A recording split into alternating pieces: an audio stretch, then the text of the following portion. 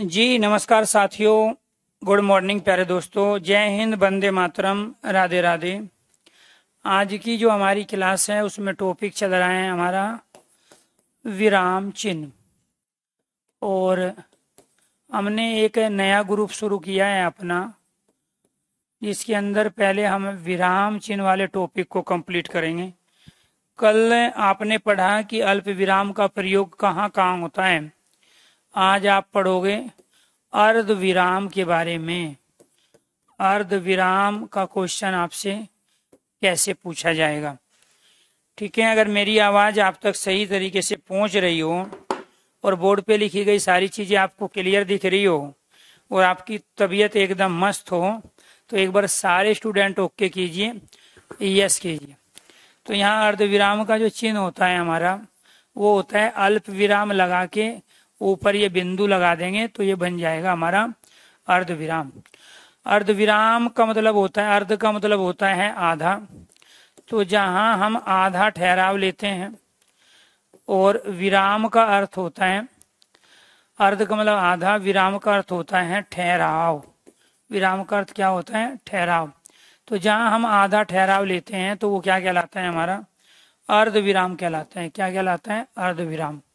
कहाँ प्रयोग होगा? उपवाक्य। क्या कहते हैं उपवाक्य को? सब सेंटेंस। उपवाक्य,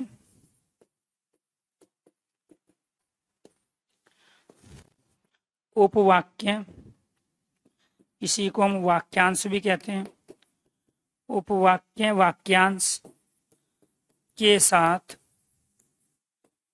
हमेशा, वाक्यांश के साथ हमेशा अर्ध विराम चिन्ह का प्रयोग होता है। अर्ध विराम चिन्ह का उपवाक्य वाक्यांश के साथ अर्ध विराम चिन्ह का प्रयोग किया जाता है। दूसरा पॉइंट, समुच्चय बोधक अव्यय।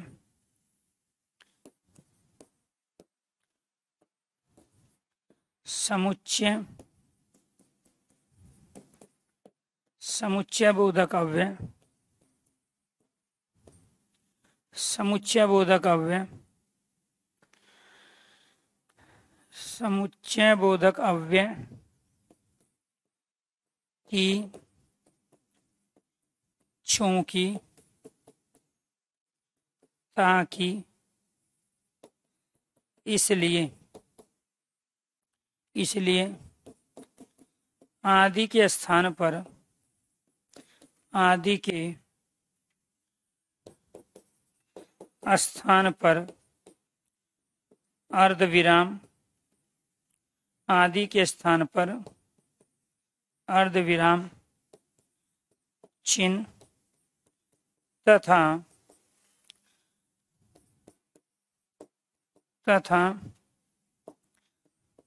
अर्ध विराम के स्थान पर, तथा अर्ध विराम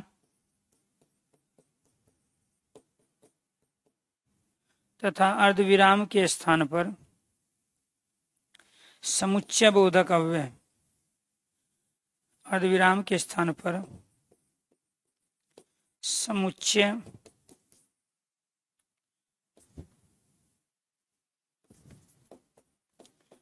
अर्धविराम के स्थान पर समुच्चय बोधक, अर्धविराम के स्थान पर समुच्चय बोधक अव्यय का प्रयोग किया जाता है। अर्धविराम के स्थान पर समुच्चय बोधक अव्यय का प्रयोग किया जाता है। तो ये आपको ध्यान रखना है। जैसे फॉर एग्जाम्पल,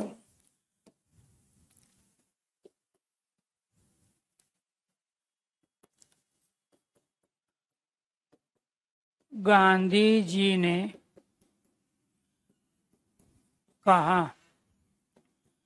कि, या की को तो बाद में प्रयोग कर लेंगे, पहले आपको लगा के दिखाते हैं। गांधी जी ने कहा सदा सत्य बोलो।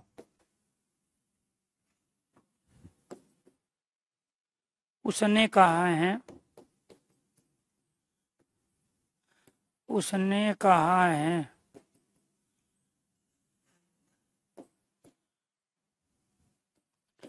वह कल वह कल वह कल नहीं आएगा। उसने कहा है वह कल नहीं आएगा। तीसरा,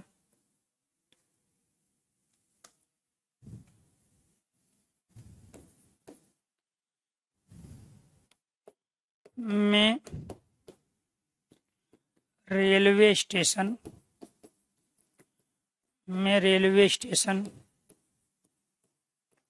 पहुंचा। रेलगाड़ी मैं रेलवे स्टेशन पहुंचा, रेलगाड़ी चली गई थी। तो प्यारे दोस्तों, आपको ये ध्यान रखना है, जो हमने अभी बात की है वो इनसे हम प्रूफ कर लेते हैं कि यहाँ महात्मा गांधी ने कहा कि सदा सत्य बोलो, हम की का प्रयोग कर सकते हैं। उसने कहा कि वह कल नहीं आएगा। मैं रेलवे स्टेशन पहुंचा परंतु रेलगाड़ी चली गई, किंतु रेलगाड़ी चली गई, लेकिन रेलगाड़ी चली गई। किसी का भी प्रयोग कर सकते हैं, परंतु का, किंतु का, लेकिन का। तो ये जो किंतु है, ये परंतु है, किंतु है, लेकिन है, ये समुच्चय बोधक अव्यय है। ये जो की है ये भी समुच्चय बोधक अव्यय है। क्लियर? चलो जी, वेरी गुड। तो देखो, अलग अलग दुविधाएं हैं तमाम बच्चों को, बहुत सारी दुविधाएं। कुछ बच्चों को है कि ये क्लास लाइव है, कुछ को दुविधाएं हैं कि ये क्लास स्लाइड दूसरी है, तीसरी है, चौथी है। एक से एक महानुभाव भारत की तमाम हस्तियां मेरे बैच में आई हुई है और ये देश को सुधारने की कसम खा चुके हैं। देश को सुधार के रहेंगे, समाज का उत्थान करेंगे, लेकिन अपनी भलाई कभी नहीं करेंगे। ऐसे ऐसे लोग हैं। मोहित को साइड की चिंता है, मनीता को ये नहीं पता है कि क्लास लाइव चल रही है कि रिकॉर्डिंग चल रही है। ठीक है, तो परमात्मा करे आपको एक ऐसी ग्रहण शक्ति दे दे परमात्मा, जो भगवान गणेश जी के पास थी। भगवान गणेश जी के अंदर परमात्मा ने एक अद्भुत कला दी थी। अब बहुत सारे बच्चे तो ये बोलेंगे, सर जी भगवान गणेश तो खुद भगवान थे, उन्होंने किसने शक्ति दे दी? तो भगवान गणेश के पास एक अद्भुत कला थी, एक अद्भुत क्षमता थी कि वो दुनिया के सबसे बड़े वेद इसीलिए कहलाते हैं कि उनके पास ग्रहण शक्ति थी। ग्रहण शक्ति कहते हैं सूंघने की शक्ति हो, और वो सूंघ कर बता देते थे जंगलों में कौन सी औषधि कौन से पेड़ पर, कौन से पौधे पे है और कौन सी वनस्पति में है। तो उन्होंने स्टार्टिंग में, भगवान गणेश ने जब शिक्षा ली थी तो आयुर्वेद की शिक्षा ली थी, इसलिए भगवान गणेश को सबसे बड़ा आयुर्वेदिक माना जाता है। क्लियर? तो परमात्मा करे आपको भी वो शक्ति दे दे कि आप दूर बैठ के बता दो सूंघ के कि ये क्लास लाइव चल रही है या रिकॉर्डिंग चल रही है। 20 बार बताए हैं, ये लो, थोड़ा हट गए जी, हट गए। ठीक है, 20 बार बताएं कि हिंदी पढ़ रहे हैं, मजे मजे में पढ़ा करो, बेफालतू की चीजें मत किया करो। चलो, मैं आज आपके लोगों के कमेंट ही ले लेता हूँ, क्योंकि जब तक आपकी तसल्ली नहीं होगी मजा नहीं आएगा। सर थोड़ा साइड हो जी, ठीक है जी, हो गए। ये लो रिप्लाई मियाँ जी, बताइए आपका क्या क्वेश्चन है? ठीक है, एमपी टेट वर्ग 2 का पेपर 1 निकल गया है, बहुत अच्छी बात है, बहुत अच्छी। Thank you Rahul, thank you. Sanskrit की लाइव क्लास रिकॉर्डिंग क्यों नहीं डाल रहे? संस्कृत की लाइव ही क्लास चलती है, लेकिन 2 दिन चलती है, बृहस्पतिवार और शुक्रवार। इस बृहस्पतिवार शुक्रवार चलेगी, पिछली बार इसलिए नहीं चली थी, ठीक है, क्योंकि वो शब्दावली वाला टॉपिक कंप्लीट कराना था। ठीक है, तो उसका टाइम शेड्यूल है बृहस्पतिवार शुक्रवार। ठीक है, संस्कृत के नोट्स अपलोड नहीं हुए हैं, बिल्कुल अच्छी बात है, वो आपके इस सैटरडे अपलोड हो जाएंगे। भगवान के पास तो शक्ति होती है, उन्हें, हाँ मैंने बोला नहीं था मगर एक आदमी ऐसा आएगा आप में से, ठीक है। भगवान से पहले, गणेश जी से पहले थोड़ी शक्ति थी, ठीक है। और सारी शक्ति की शुरुआत तो तभी से हुई थी जब गणेश जी आए थे। क्या बात करते हैं, जिसका जो जितना लेवल है, आप बरसाती मेंढक हो, कुएं के मेंढक हो आप लोग, ठीक है। जब यहाँ से क्वेश्चन पूछेंगे तो उसका आंसर नहीं दोगे, मैं कोई बात कहूंगा तो उसमें दार्शनिक फिलोसफी जोड़ दोगे, पता है नहीं आपको कुछ। सर प्लीज सबकी वजह से क्लास को मत रोको, ठीक है, ओके। नहीं मैं तो ये कह रहा हूँ एक बार संतुष्टि, तो मैं कमेंट पढ़ के इसलिए सुना रहा हूँ आज, आप लोगों को पता तो चले सही से कि आखिरकार नमूने क्या क्या हैं। सर टीजीटी एसएसटी के लिए भी कोई बैच आएगा क्या? देखो अब मान लो जैसे सुपर टेट में, डीएसएसबी में इनका सिलेक्शन हो गया, फर्स्ट पार्ट तो क्लियर हो गया, अब सब्जेक्ट की चिंता सताने लगी, ठीक है। टीजीटी एसएसटी का कोई बैच नहीं आएगा। मॉक टेस्ट कैरियर पर कब होंगे? मॉक टेस्ट टीचिंग में शायद नहीं होंगे, ठीक है। इसके बाद संस्कृत की रिकॉर्डिंग क्लास नहीं, संस्कृत की रिकॉर्डिंग क्लास नहीं मिलेगी, केवल थर्सडे और फ्राइडे 2 दिन रेगुलर, ठीक है, वे क्लासें लाइव चलेगी। सर जी जिनका रिप्लाई, इनका रिप्लाई मत किया करो, ठीक है, आप पढ़ाइए, ठीक है, थैंक यू। चलो आगे बढ़ते हैं फिर, ठीक है। जरूरी था आप लोगों की जो जिज्ञासा है शांत करने के लिए, और मैंने इसमें से 50 से ज्यादा तो हुए थे जय श्री राम जय श्री राम, और मेरी बड़ाई के सर जी आप बहुत अच्छा पढ़ाते हो, आप हिंदी के भगवान हो।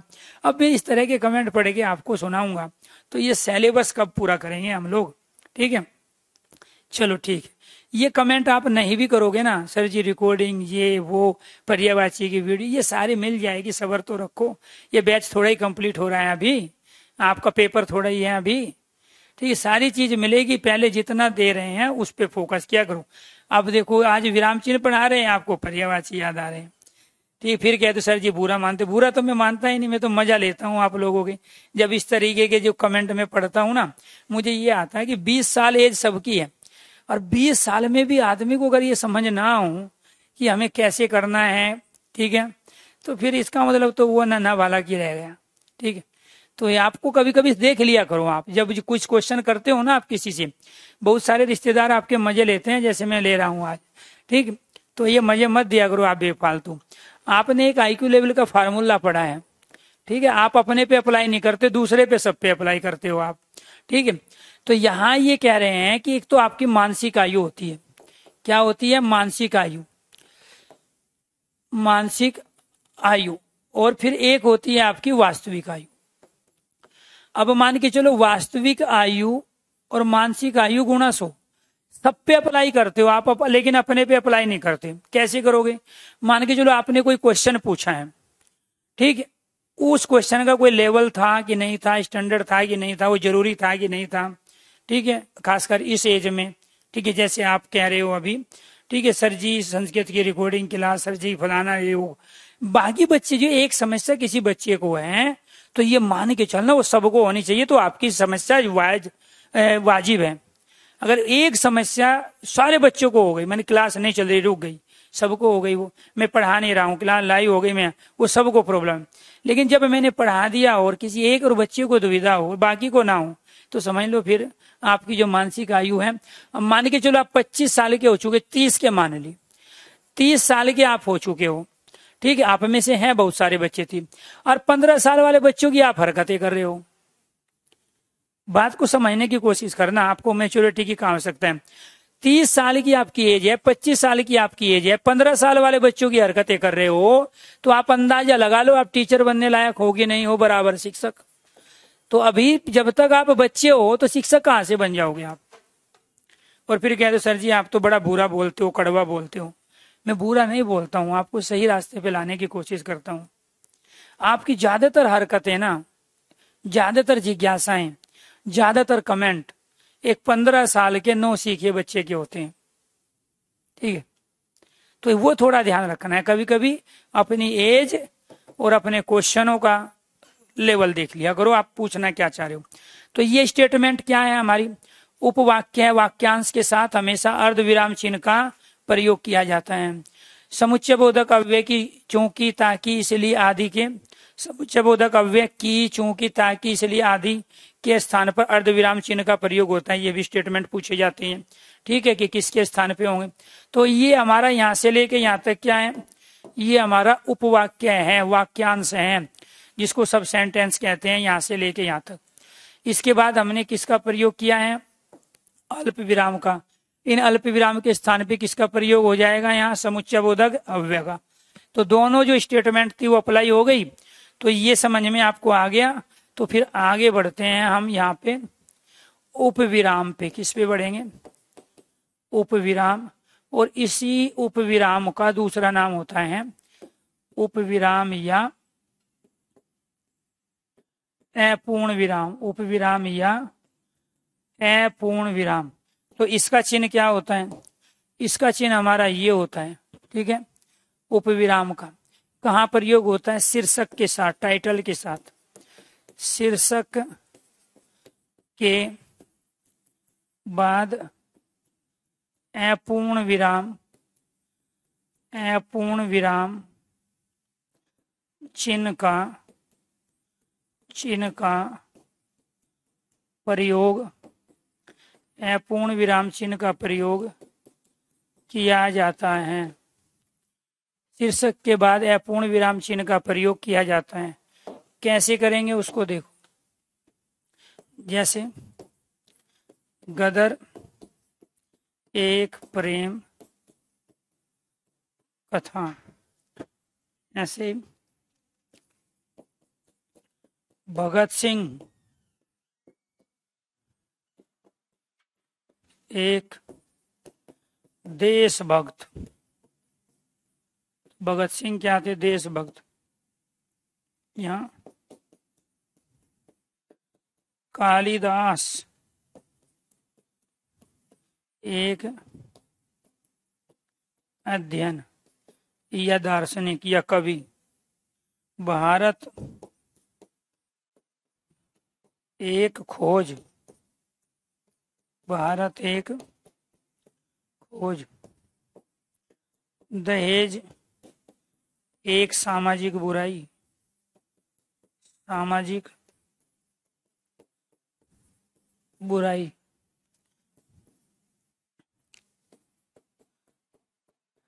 कोरोना एक महामारी, आतंकवाद, आतंकवाद, आतंकवाद एक राष्ट्रीय समस्या।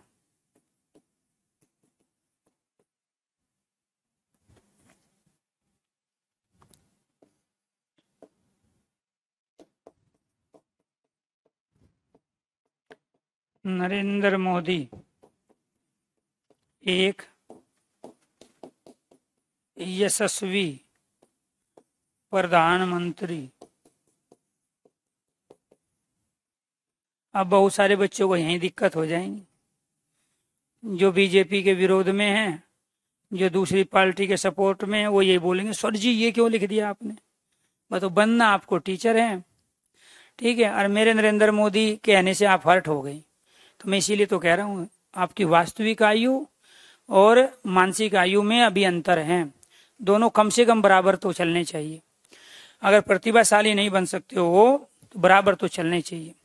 क्योंकि आप टीचर बन रहे हो, मैं यहाँ मोदी को लिखूं, योगी को लिखूं, या फिर यहाँ आसाराम बापू को लिखूं, या फिर यहाँ राम रहीम को लिखूं, तो आप पे ऊपर फर्क नहीं पड़ना चाहिए। क्योंकि टीचर को तटस्थ रहना है। टीचर की अपनी खुद की विचारधारा होती है, ठीक है, वो किसी विचारधारा को रोल मॉडल बना के आगे नहीं बढ़ सकता, ठीक है। तो ये आपको ध्यान रखना है कि यहाँ पर विसर्ग में और उपविराम में अंतर है। यहाँ हम प्राय में देंगे विसर्ग एकदम इसके यह के साथ, प्रातः में प्रयोग करेंगे तय के एकदम पास, पुनः के साथ प्रयोग करेंगे नय के एकदम पास। लेकिन यहाँ प्रयोग हो रहा है दूर, ठीक है, दोनों के बिल्कुल बीच में, दोनों के बिल्कुल बीच में। तो ये आपको ध्यान रखना, ठीक, ऊपर ये क्या है, गदर, भगत सिंह, कालिदास, भारत, दहेज, कोरोना, आतंकवाद, नरेंद्र मोदी, ये सब टाइटल है, शीर्षक है। कम से कम शब्दों के अंदर जब हम चीजों को बताते हैं कि ये गदर किसके लिए, प्रेम के लिए। भगत सिंह क्या है, देशभक्त। कालिदास एक अध्ययन, कालिदास एक दार्शनिक, कालिदास एक कवि, या यहाँ कबीरदास एक कवि। भारत एक खोज, दहेज एक सामाजिक बुराई, कोरोना एक राष्ट्रीय महामारी या एक महामारी, आतंकवाद एक राष्ट्रीय समस्या, नरेंद्र मोदी एक यशस्वी प्रधानमंत्री। सब ऐसे में भी आते हैं, निबंध में आते हैं। जब आपने डिस्क्रिप्टिव पेपर दिया तो इसका प्रयोग किया गया, लेकिन आपने ध्यान कभी दिया नहीं। तो आपको ये ध्यान रखना, ये बीच में से खाली रहते हैं। ये क्या है, बीच में से ये यहाँ खाली रहेंगे, ये बीच में से खाली रहेंगे। ठीक है, ये ध्यान रखना है, बीच में से क्या रहेंगे, खाली रहेंगे। वहां पे बीच में खाली नहीं रहते हैं, तो ये आपको ध्यान रखना।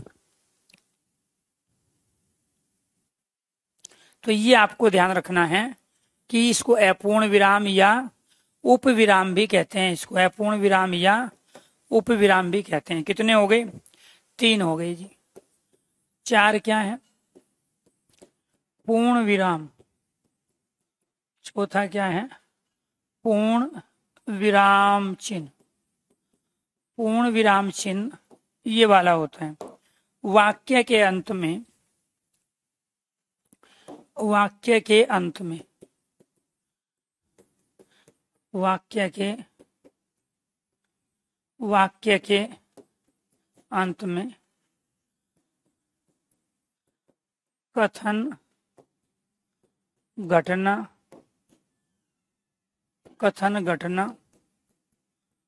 प्रसंग की पूर्णता। वाक्य के अंत में कथन, घटना, प्रसंग की पूर्णता पर भाव को पूरा करने, कथन प्रसंग की पूर्णता पर भाव को पूरा करने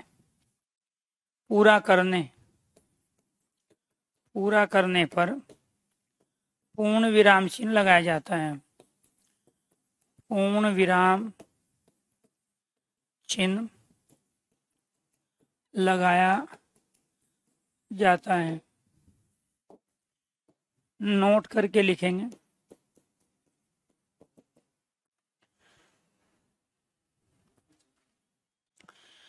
नोट करके लिखना है। छंदों में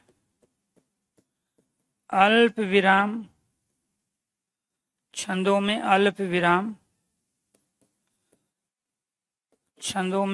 विराम चिन्ह तथा पूर्ण विराम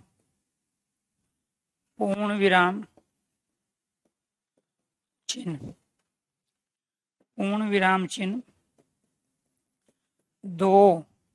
दोनों का प्रयोग किया जाता है। दोनों का प्रयोग किया जाता है। जैसे रईमन पानी राखिए, रईमन पानी राखिए, बिन पानी सब सून, बिन पानी सब सून। सून के बाद पूर्ण विराम और राखिए के बाद अल्प विराम। कथन की पूर्णता, प्रसंग की पूर्णता कहाँ है, यहाँ पे है। दूसरे कथन की पूर्णता यहाँ पे है।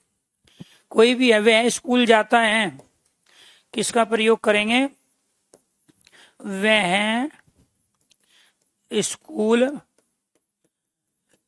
जाता है। वाक्य पूरा। अब कक्षा 7 में पढ़े या 8 में पढ़े तो फिर नेक्स्ट सेंटेंस, तो ये आपको ध्यान रखना है। तो ये वह स्कूल जाता है, यहाँ पे हमने पूर्ण विराम का प्रयोग किया। तो कई बार ये भी पूछा जाता है छंदों में किस विराम चिन्ह का प्रयोग होता है, तो छंदों में अल्प विराम का और पूर्ण विराम का दोनों का प्रयोग होता है। 5वां योजक चिन्ह। पांचवा क्या है? योजक चिन्ह। किसे कहते हैं योजक चिन्ह? ये वाला चिन्ह होता है योजक चिन्ह, ये वाला। ठीक है, कहाँ प्रयोग होगा? शब्दों को अलग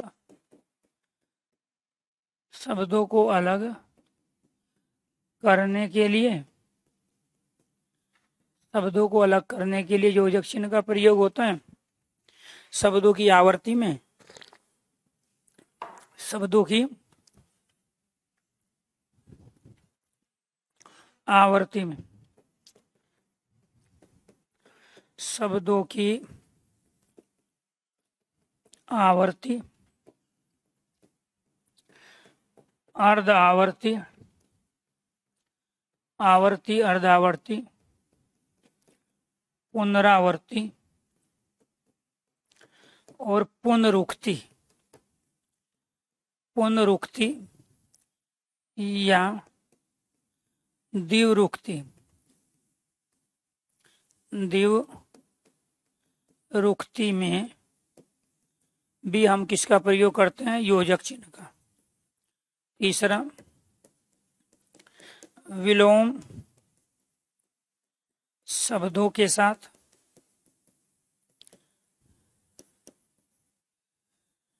सामासिक पदों में, सामासिक पदों में योजक चिन्ह का प्रयोग होता है। पांचवा, संयुक्त क्रिया के साथ योजक चिन्ह का प्रयोग होता है। ठीक है जी, कैसे होगा देखो जी, करके दिखाएंगे आपको। शब्दों को अलग करने में कैसे करेंगे? माता और पिता अलग अलग कर लिए। पहले क्या था? पितरों था, तो पितरों में से माता और पिता को अलग किया। शब्दों की आवृत्ति, हरा हरा, मैं पहले विलोम शब्द लिख देता हूं।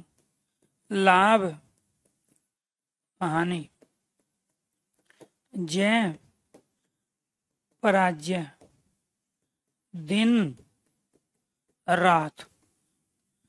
सामासिक पदों में धीरे धीरे अव्ययी भाव समास, धीरे धीरे अव्ययी भाव समास। ठीक है जी। लाल, लाल पाल बाल, द्वंद्व समास। तन मन धन, तन मन धन, द्वंद्व समास। रोटी कपड़ा मकान, द्वंद्व समास। आन बान शान, द्वंद्व समास। संयुक्त क्रिया क्या है? पढ़ना, लिखना, खाना पीना। खाना, दो क्रिया एक साथ शुरू एक साथ समाप्त, संयुक्त क्रिया कहलाती है। खाना पीना, नहाना धोना, नहाना, नहाना और धोना एक साथ चल रहे हैं। पढ़ना, लिखना, खाना पीना, नहाना धोना, दोनों एक साथ शुरू एक साथ समाप्त, ये संयुक्त क्रिया कहलाती है। धीरे धीरे अव्ययी भाव समास, क्योंकि अव्यय पद है, सामासिक भी हो गए। लाल पाल बाल, जब दो से अधिक शब्द की आवर्ती हो या फिर दो से अधिक शब्द एक साथ आए तो द्वंद्व समास कहलाते हैं। तन मन धन, रोटी कपड़ा मकान, आन बान शान, तीन आए हैं, सबके बीच में हाइपन का योजक चिन्ह का प्रयोग है। लाभ, हानि, जय, पराजय। यहाँ हरा हरा, पीला पीला, आवर्ती किसे कहेंगे? राम राम। हरा हरा, पीला पीला, छोटा छोटा, बड़ा बड़ा। अर्धावर्ती किसे कहेंगे? चाय वाय, कपड़ा वपड़ा, धागा वागा, रोटी वोटी, पानी वानी, कंकड़ वंकड़। पुनरावर्ती क्या है? वही है, मोटा मोटा। ठीक है, तो ये सब क्या है? अर्धावर्ती कोई पुनरावर्ती कहते, इस आवर्ती कोई पुनरावर्ती कहते हैं। पुनरुक्ति, जिसको दोबारा से, पुनरुक्ति जो शब्द हैं, आवर्ती शब्द और पुनरावर्ती शब्द एक ही है। द्विरुक्ति, जिसकी दो बार जो है, जो शब्द दो बार आया उसको द्विरुक्ति कहते हैं। तो आवर्ती बस अर्ध आवर्ती में इतना अंतर है कि यहाँ चाय वाय का प्रयोग करेंगे हम। चाय वाय, धागा वागा, भारत आरत। तो भय के स्थान पे है, दय के स्थान पे वह, चय के स्थान पे, बाकी सारा सेम। इसको अर्ध आवर्ती कहते हैं। और बाकी आवर्ती आपको पता ही है, कोई भी संज्ञा, सर्वनाम, विशेषण, क्रिया, चढ़ चढ़, बढ़ बढ़, ये सब क्या है, अर्ध आवर्ती कहलाते हैं। क्लियर?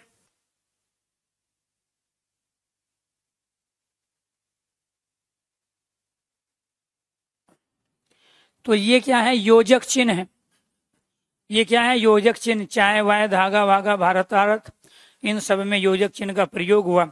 अगर यहाँ तक चीजें आपकी समझ में आ गई है तो एक बार सभी स्टूडेंट से रिक्वेस्ट है कि आप ओके कीजिए, यस कीजिए। इसके बाद छठा है आपका अवतरण चिन्ह। क्या है, अवतरण चिन्ह या उद्धरण चिन्ह। अवतरण या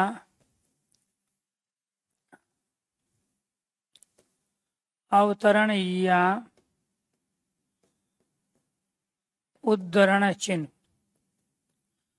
अवतरण या उद्धरण चिन्ह। एक होता है इकरा, इकरा चिन्ह। इकरा चिन्ह, इसको इकरा चिन्ह बोलते हैं। कहाँ प्रयोग होता है इसका? इकरा चिन्ह का प्रयोग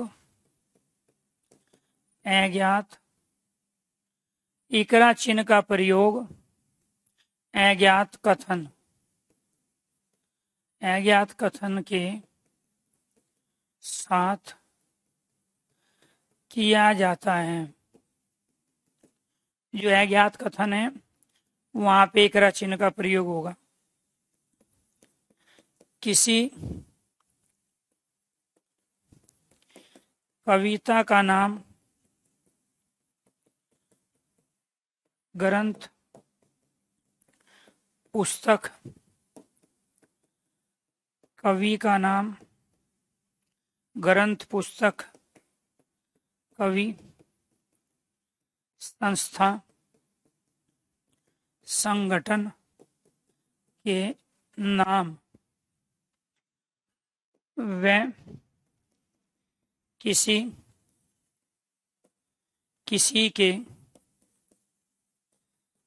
के उपनाम, किसी के उपनाम, उपाधि, किसी के उपनाम, उपाधि, किसी के उपनाम, उपाधि के साथ, किसी के उपनाम, उपाधि के साथ इकरा चिन्ह का प्रयोग होता है। इकरा किसी के उपनाम, उपाधि के साथ इकरा चिन्ह का प्रयोग किया जाता है। तो ये आपको ध्यान रखना है। कैसे करेंगे वो देखिए।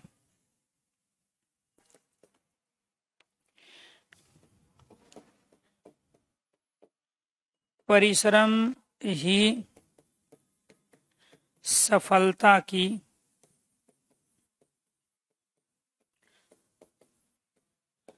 परिश्रम ही सफलता की कुंजी है। अब ये अज्ञात कथन है, आज तक पता नहीं चला किसने कहा। यहाँ एक इकरा चिन्ह लग जाएगा, एक यहाँ लग जाएगा। तो ये क्या है, अज्ञात कथन है।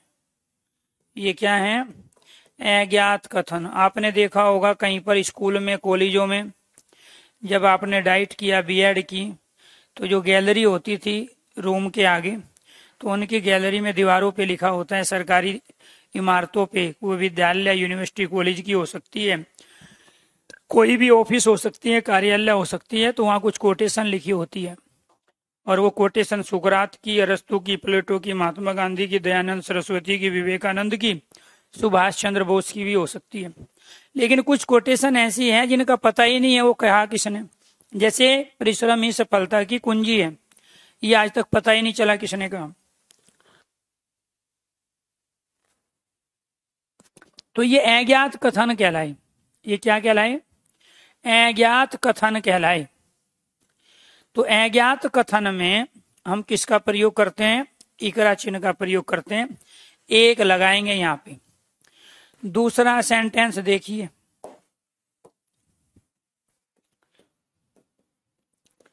सूर्यकांत त्रिपाठी, सूर्यकांत त्रिपाठी निराला ने नए पत्ते नामक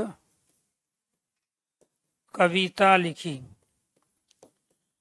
कविता लिखी। अब इसके अंतर्गत निराला इनका उपनाम है और नए पत्ते कविता का टाइटल है। किसी कविता का नाम है नए पत्ते, इकरा चिन्ह आ गया। किसी के उपनाम है निराला। किसका? सूर्यकांत त्रिपाठी का। तो यहां जब निराला आया है तो इसमें भी इकरा चिन्ह लगेगा यहाँ, और नए पत्ते कविता का नाम इसमें भी लगेगा। कोई उपाधि आ जाए, समुद्रगुप्त को भारत का नेपोलियन कहा जाता है, तो नेपोलियन क्या है? उपाधि है। कालिदास को भारत का शेक्सपियर कहा जाता है, तो वो क्या है? उपाधि है। इकरे चिन्ह में बंद होगा। जैसे तीसरा पॉइंट क्या है?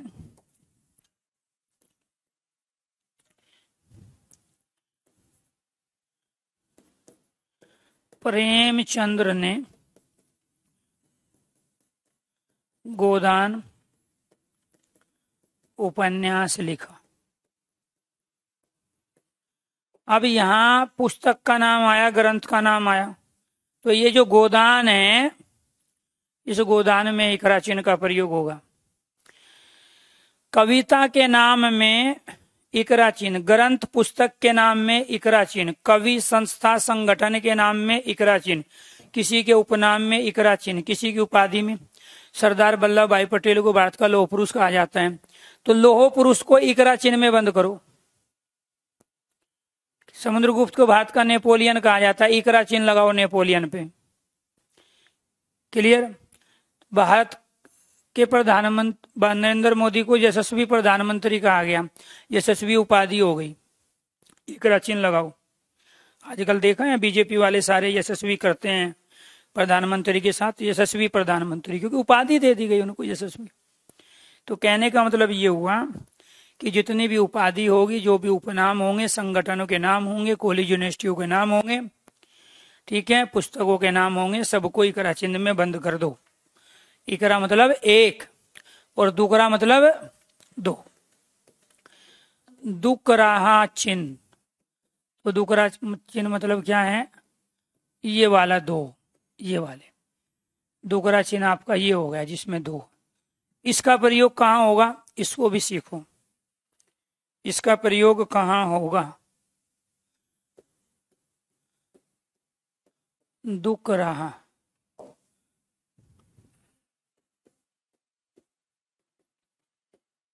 दुकरा चिन्ह है ये वाला, इस वाले चिन्ह को दुकरा चिन्ह बोलेंगे।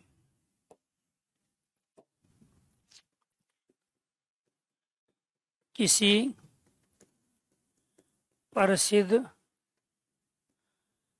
प्रसिद्ध व्यक्ति, नेता, महापुरुष,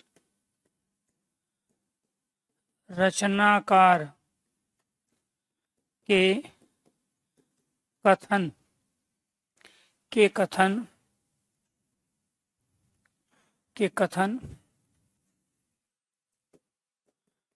पंक्ति, उक्ति,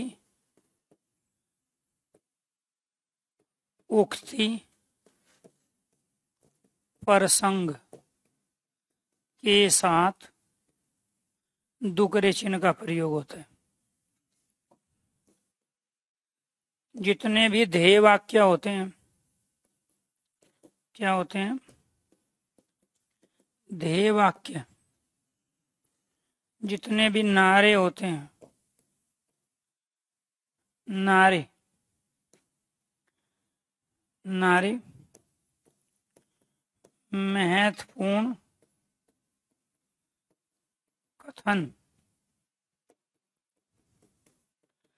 लोकोक्ति के साथ क्या होता है, दुकरे चिन्ह का प्रयोग कैसे करेंगे।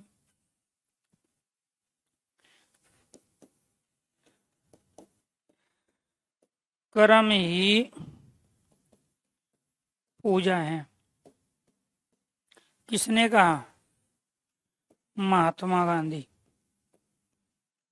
और जब प्रसिद्ध व्यक्ति ने कहा, महापुरुष ने कहा, तो दुकरा चिन्ह में बंद हो जाएगा।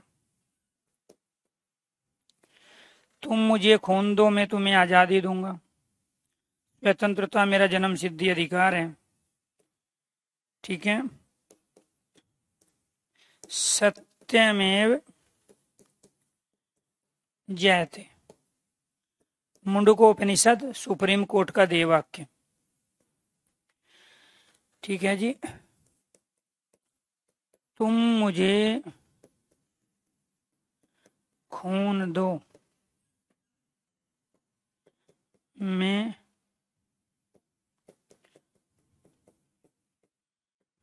तुम्हें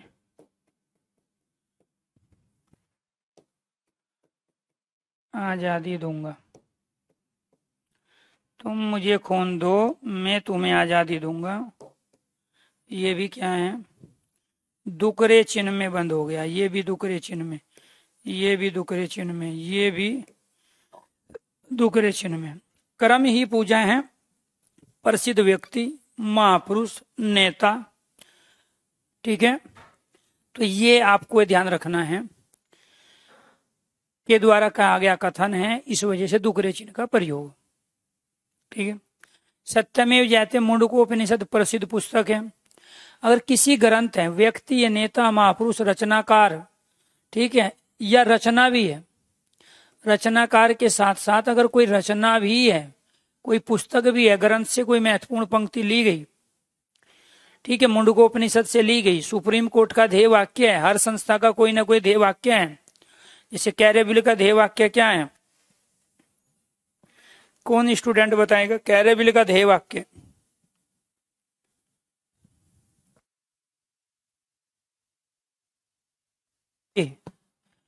कैरेबिल का जो ध्येय वाक्य बताएगा, 100 रुपया मिलेंगे उसको फोन पे के माध्यम से।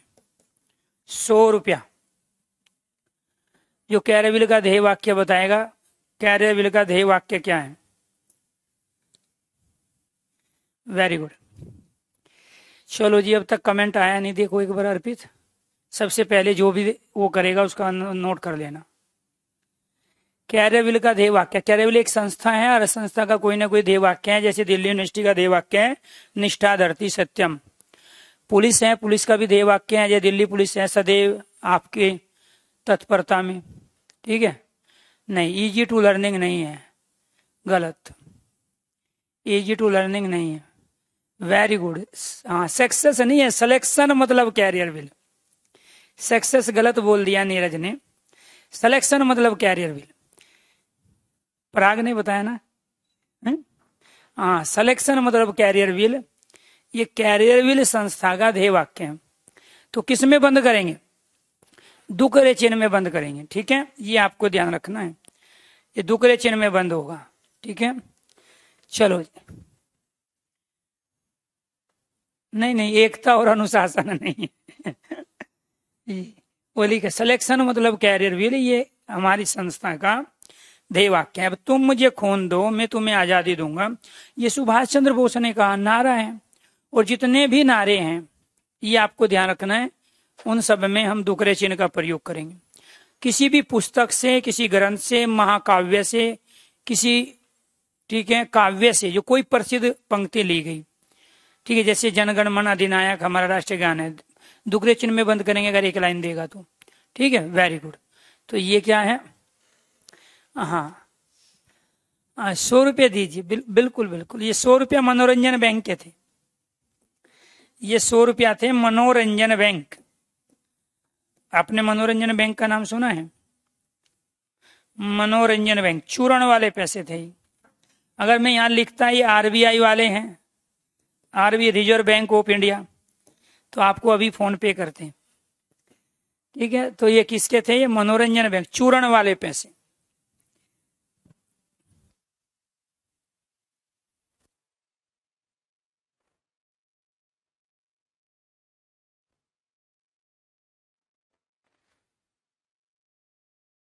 मतलब हमने आपका नाम ले दिया तो उसकी वैल्यू नहीं है, 100 रुपए की वैल्यू ज्यादा हो गई हमसे, हैं? क्या बात करते हो? ठीक है, तो यहां पे आपसे एक क्वेश्चन पूछा जाएगा, किसी प्रसिद्ध व्यक्ति, नेता या महापुरुष या रचनाकार या किसी रचना से जो महत्वपूर्ण सूक्ति, उक्ति या पंक्ति ली गई, वहां किस चिन्ह का प्रयोग करेंगे? स्टेटमेंट देगा, दुकरे चिन्ह से संबंधित सही कथन कौन सा है, दुकरे चिन्ह से संबंधित सही कथन कौन सा नहीं है। चूर्ण वाले होते हैं सर जी? हाँ, चूर्ण वाले भी पैसे होते हैं, चूर्ण के पैसे नहीं होते। वो बच्चे खेलते हैं छोटे छोटे, आपने देखा होगा ना, नकली नोट जिनको कहते हैं, उनको चूर्ण वाले पैसे बोला जाता है। ठीक है, तो ये आपको ध्यान रखना है। तो ये स्टेटमेंट देंगे कि जो ध्येय वाक्य होते हैं, नारे हैं, महत्वपूर्ण कथन है, लोकोक्ति के साथ कौन से चिन्ह का प्रयोग होगा। और आजकल ये पूछे, वो तो सब बता देंगे कि दुकरा चिन्ह इसे कहते हैं, ये थोड़ा ही क्वेश्चन पूछेगा, उसको तो नौकरी देनी है 4200, 4000, 4800 पे ग्रेड पे, तो आपकी टोटल सारी नॉलेज चेक करेगा। ठीक है, चलो नेक्स्ट बढ़ते हैं फिर आगे। कितने कर लिए हमने? 6 हो गए जी। ठीक है,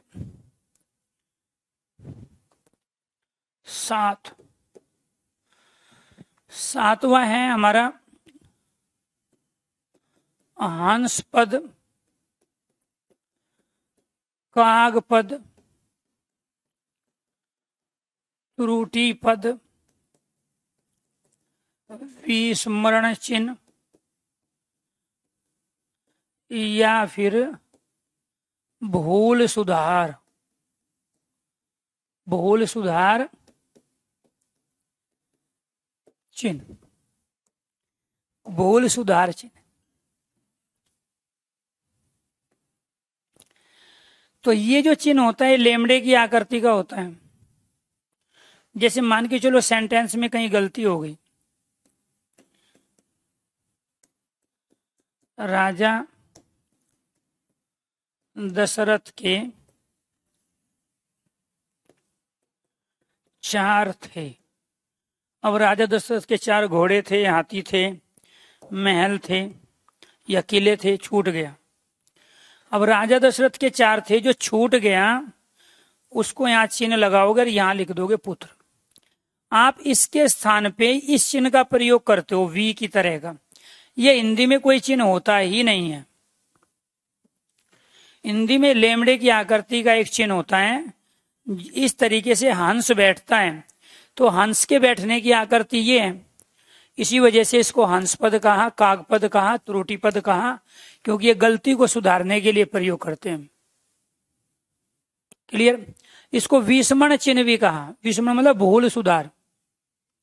तो यहां आपको ध्यान रखना है, भूल सुधार, विस्मरण, त्रुटि पद, कागपद, हंस पद कहते हैं। अगर ये आप ऊपर लगाओगे तो शब्द भी आपको ऊपर लिखना है। आपने चिन्ह लगाया यहाँ ऊपर तो शब्द भी ऊपर लिखोगे, आपने चिन्ह लगाया नीचे तो शब्द नीचे लिखोगे।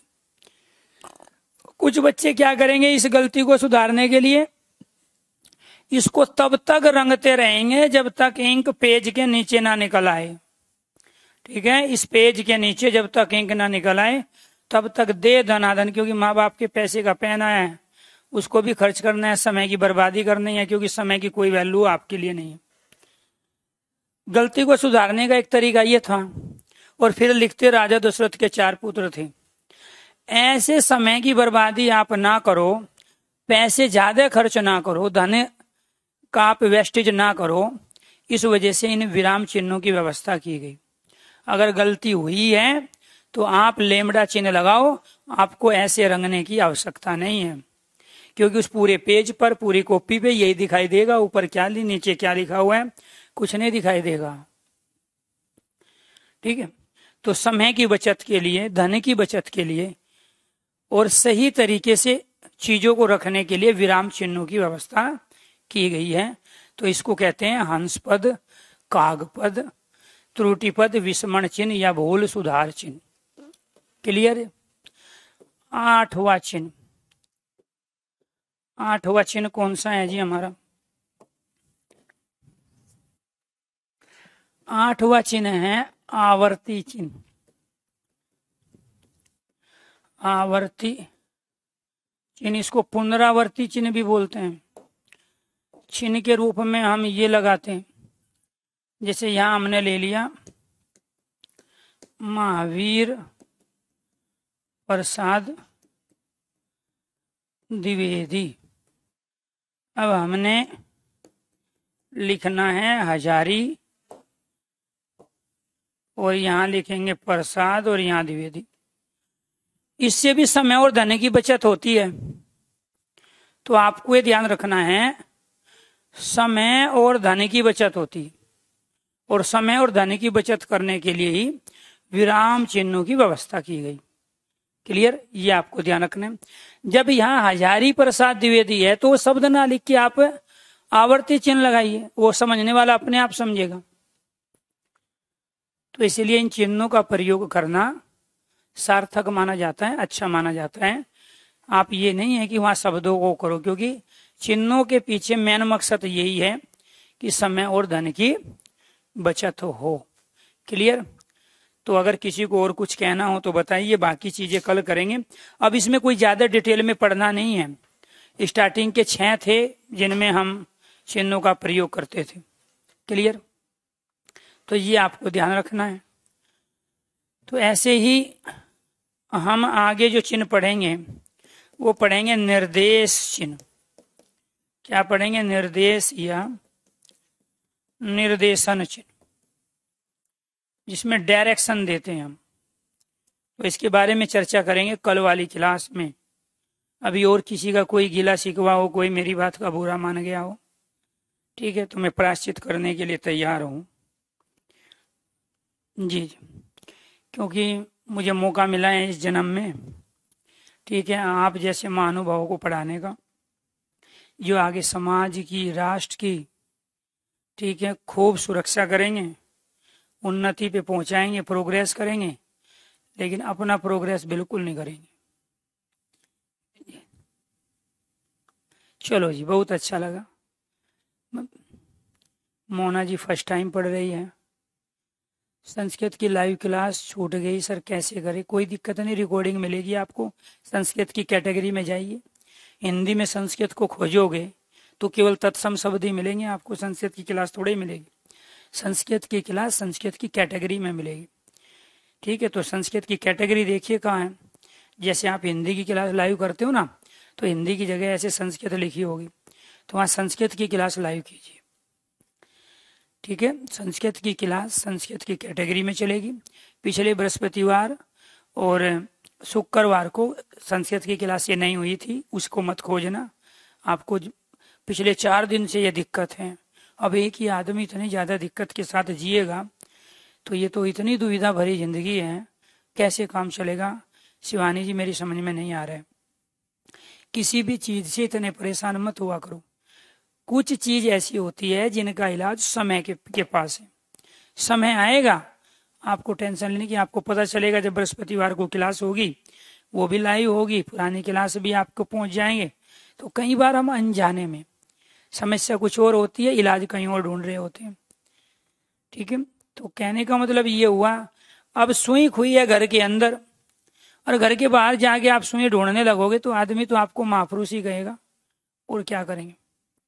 क्योंकि कलयुग में तो वैसे महापुरुष तो आएंगे नहीं। अब दयानंद जैसे, सरस्वती और विवेकानंद जैसे, महात्मा गांधी, सुभाष चंद्र बोस जैसे, क्योंकि आ ही नहीं रहे। पिछले 20 साल 30 साल से मैं भी वेट कर रहा हूँ।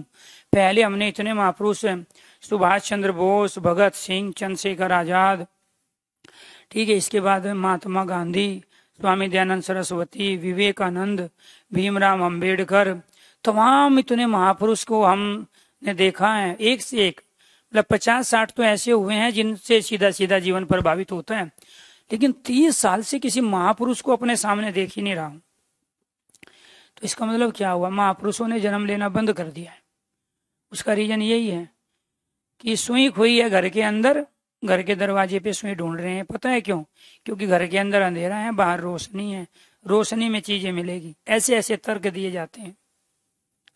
तो इसलिए समस्या होती है, कुछ ढूंढते हो कहीं, तो उस तरह से नहीं काम करना है। ठीक है, सभी दोस्तों को नमस्कार, धन्यवाद।